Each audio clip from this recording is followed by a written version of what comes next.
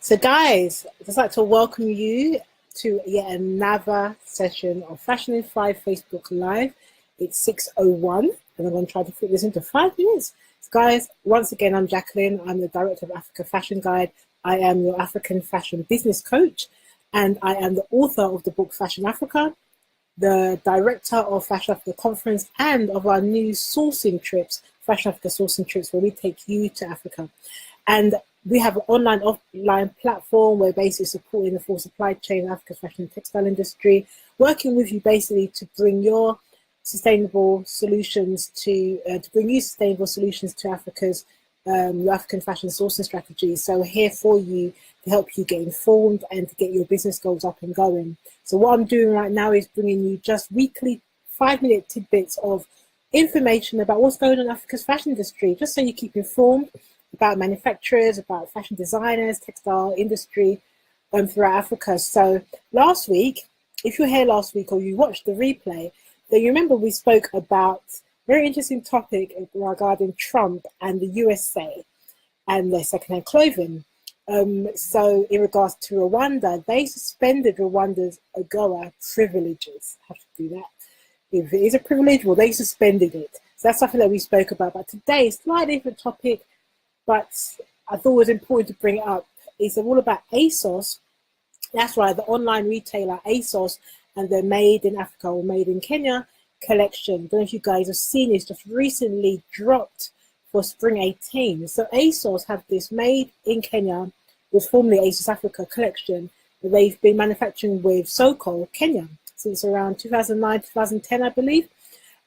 So it's a partnership they've got together. Soko is a social enterprise based in Kenya, and they make these collections for ASOS. It's all part of what ASOS calls their sustainable sourcing strategy, and they want to, support the planet, people, and all that kind of stuff, all that kind of good stuff. So Soko is now one of their partners. Now Soko is an amazing setup.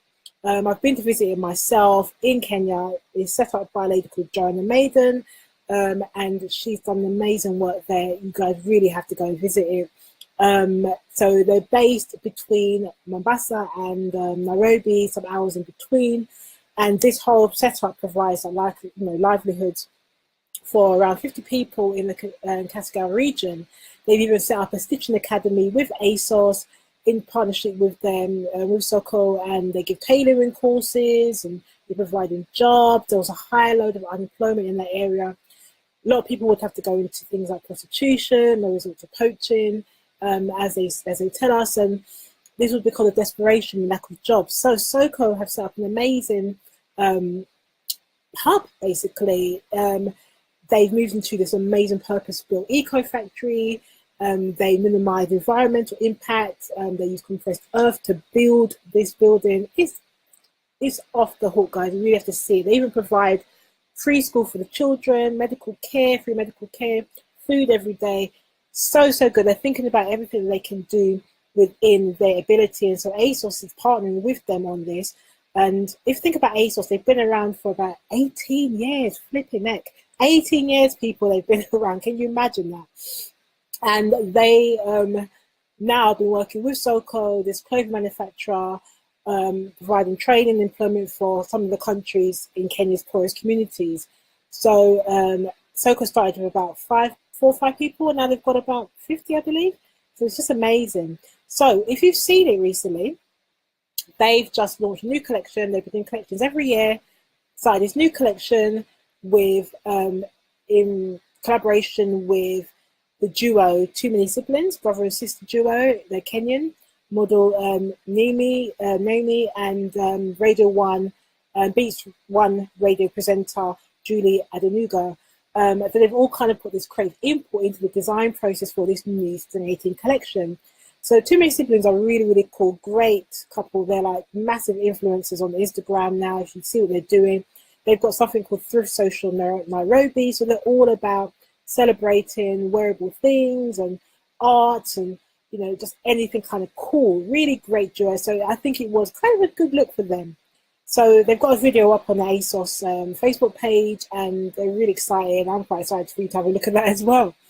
But one of the things I've come up with this whole ASOS Made in Africa or Made in Kenya collaboration is the fact of the kind of conversations I've heard is it African enough? You know, there's this whole discussion going about Africanness, and this was something that has been explored, this whole diversity of Kenya's fashion industry and this whole fashion landscape by the Nest Collective and the book that they created with Sunny Dulat, which kind of wants to change the whole Western ideologies of Africa and this whole idea of Africanness. They don't want Africa to be pigeonholed, or Kenya specifically, and they feel that that's the kind of colonialist kind of lens that people are looking through has really forced people to look at Africa in a particular way, and they want to change that, and they don't want to move into that. So this whole thing of is what I'm asking you, should this ASOS collection with Made in Kenya be more African? And what does African mean? Does it mean they should be wax print? Does it mean they should be using kangas and ketenges and shuka and Masai beads and so forth and so forth? Does it mean that's what they need to be doing? What do you guys think about that? I mean, it's a cute collection. It's very much ASOS. If you see it right now, we've got some, you know, like trousers and shirts and dresses and stuff. It's with some cool little pieces, very all printed, colourful, very ASOS, much for the young people. Don't know if that's the kind of thing that you like, but you might check it out and just have a look. So guys, what is your thought about that? Do you think that it's something that should be more typically African looking, or do you think it's actually a great collection? They're doing great stuff. You should actually check out, like I said, what Soko is doing, based in Kenya. We are going to Kenya next month, and I've been doing a 6-week guide to sourcing in Kenya. You can sign up for at africafashionguide.com. You'll get it to your email every week for the next 6 weeks. Week 1 is already gone, but I can still send it to you if you wanted. But so there's a 6-week guide to sourcing in Africa, step by step, different things that you need to know. For sourcing in Kenya. And if you're interested in coming on a trip with us and going to meet Soko, who make for ASOS, and a few other manufacturers, then I encourage you to join up. Email me, let me know, we'll work something out. If you're in a kind of spontaneous mood and you're like, yeah, I'm ready, it's April, it's the second quarter of the year and I'm ready to do this, then join in, guys, because it's an opportunity that you just cannot miss out. It's beautiful out there and there's amazing talent, amazing creativity. So guys, email me about that and check out the article also on africafashionguide.com, which is looking at the whole kind of concept of wax print and Africanness as well. Lovely to have you here with me this week. I'll be back next Wednesday, same time, 6 p.m. UK time. And we'll be talking about something new that's happening in the landscape of Africa's fashion and textile industry. I'm your African fashion business coach, and I look forward to seeing you there. Leave your comments, share with your friends, and yeah, let's carry on talking Africa. Bless you guys.